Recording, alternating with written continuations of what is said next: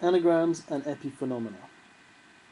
It's clear that I feel we're much further away from programs that do human-level scientific thinking than Simon does. Personally, I would just like to see a program that can do anagrams the way a person does. Why anagrams? Because they constitute a toy domain, where some very significant subcognitive processes play the central role. What I mean is this. When you look at a jumble, such as Telkin, in the newspaper, you immediately begin shifting around the letters into tentative groups, making such stabs as Nittle, Clint, Linkit, Keltin, Tinkle. And then you notice that indeed tinkle is a word. The part of this process that I am interested in is the part that precedes the recognition of tinkle as a word. It's that part that involves experimentation, based only on the style or feel of English words, using intuitions about letter affinities, plausible clusters and their stability, syllable quantities, and so on.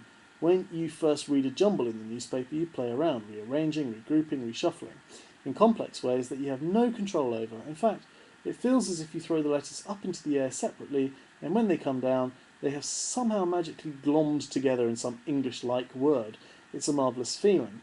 But it is anything but cognitive, anything but conscious. Yet, interestingly, you take credit for being good at anagrams, if you are good. It turns out that most literate people can handle jumbles, i.e. single-word anagrams of 5 or 6 letters, sometimes 7 or 8 letters, with practice maybe even 8 or 12, 10 or 12. But beyond that, it gets very hard to keep the letters in your head. It is especially hard if there are repeated letters, since one tends to get confused about which letters there are multiple copies of. In one case, I rearranged the letters Dinnel into Nadlid incorrectly. You can try Rare Garden if you dare. Now, in one sense, the fact that the problem gets harder and harder with more and more letters is hardly surprising. It is obviously related to the famous 7 plus or minus 2 figure that psychologist George A. Miller first reported in connection with short-term memory capacity, but there are different ways of interpreting such a connection.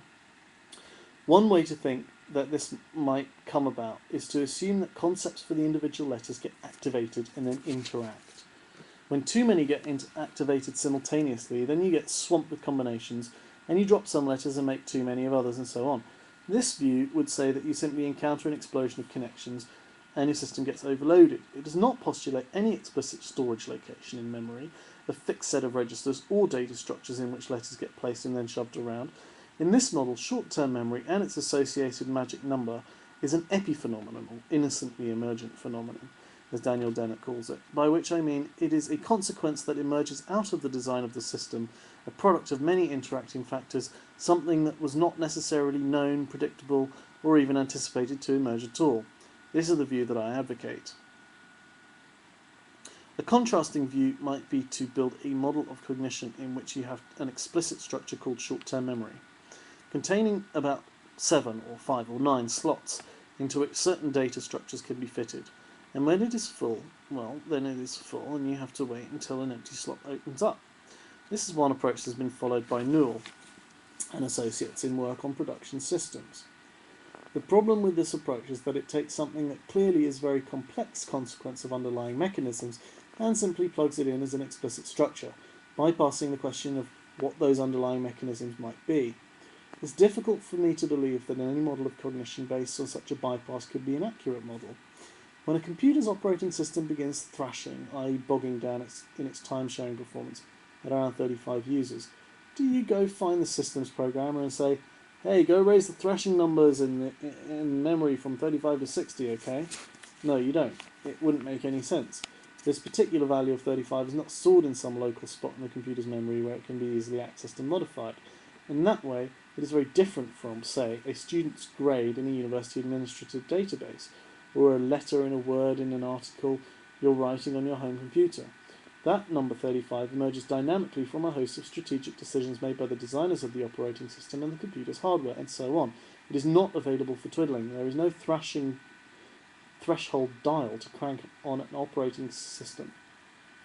Unfortunately, why should there be a short-term memory size dial on an intelligence? Why should 7 be a magic number built into the system explicitly from the start? If the size of short-term memory really were explicitly stored in our genes, then surely it would take only a simple mutation to reset the dial at 8 or 9 or 50 so that intelligence would evolve at an ever-increasing rate.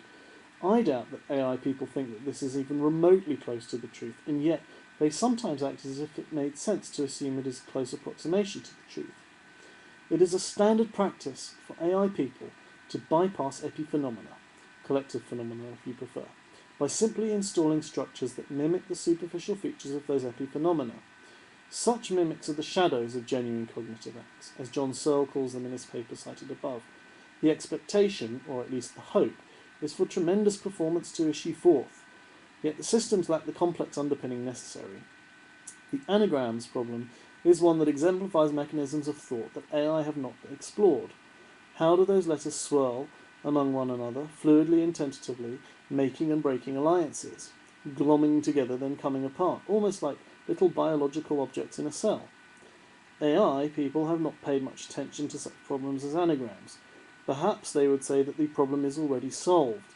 After all, a virtuoso programmer has made a program print out of possible words that anagramize into other words in English. Or perhaps they would point out that in principle you can do an alphabetize followed by a hash and thereby retrieve from any given set of letters all words they anagramize into. Well, this is all fine and dandy, but it really is beside the point.